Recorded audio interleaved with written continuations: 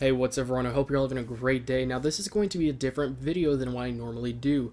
And this is going to be an $800 computer build that I'm building for someone else. So you might want to keep that in mind. So for the power supply, we're going with the EVGA Supernova NEX 750B for $85. Now this power supply was only $5 more than some of the other power supplies, and they were 700 watts, while this one is 750 watts. And they were also missing some key features and qualities that this one has. So for $5 more, we were getting a lot for the money. And when it comes to power supplies, it's definitely something you don't want to cheap out on. Even though this is more power than necessary, it's very good to go with a good power supply to start with, because after all, it's the part that you're least likely to actually upgrade compared to graphics card, CPU, and everything else. And for the CPU, we're going with the AMD FX 8120 8-core Black Edition CPU. Now, this was $150, and the reason we're going with this is because he's wanting to do some photo editing as well as some video editing, and those 8 cores are going to be extremely useful for that type of stuff. Now, you could get a better 8-core CPU like an 8320, but this was right after Black Friday, and they were getting really low in stock, and the prices went up, so because of that, it was a lot more expensive to get an 8320, and we wanted to just make sure he got an 8-core CPU, so depending on the time you watch this, you should be able to get an 8320 for the same price, if not then just a little bit more, which in that case, you should probably go ahead and go for that. So for the RAM, we got a single 8GB DIMM of Kingston HyperX RAM at 1600 MHz. So this was $65, and it was actually one of the cheapest RAM kits we could possibly find, especially with some of the RAM prices going up recently.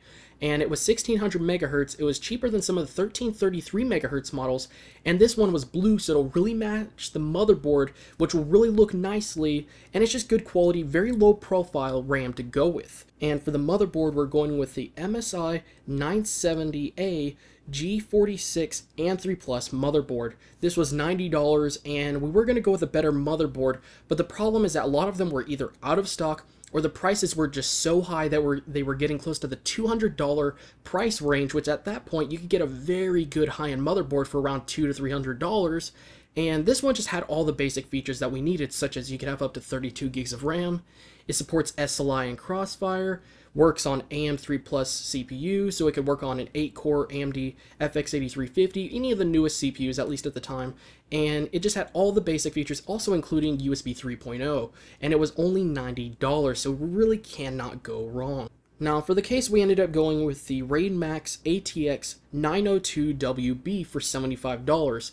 Now, this may not be the best case, but he made it very clear that he wanted a case that looked like this and had this kind of theme to it that kind of looked like a server or something.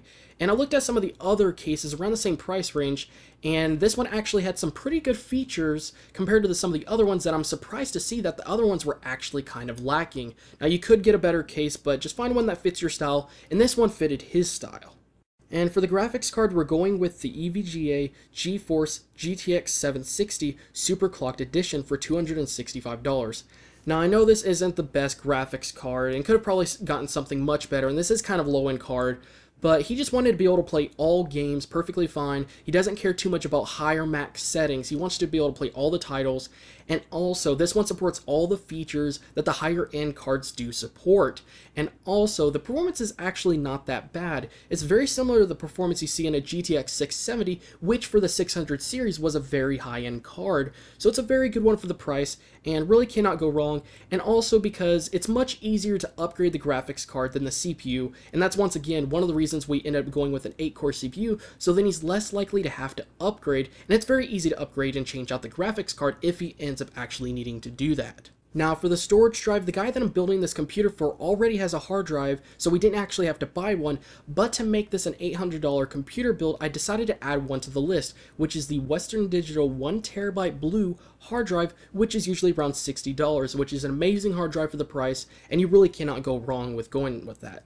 And also, the last thing is, an Asus regular DVD drive for as little as $20. Now, not everyone uses DVD drives anymore, but this guy made it very clear that he wants to use one, and he wants to have it at least for in case of anything. And if you want to, you can exclude that from the build, or you can include it, whichever you want, whichever one fits you. Well, anyways, that's pretty much it for today, guys. And if you guys have any questions, make sure to post them in the comment section below.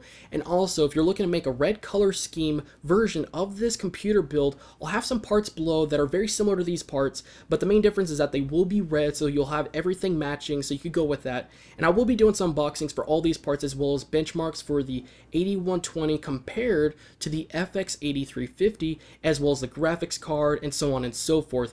Well, anyways, that's pretty much it for today, guys. Thank you guys again for watching, and I will see you guys in the next video.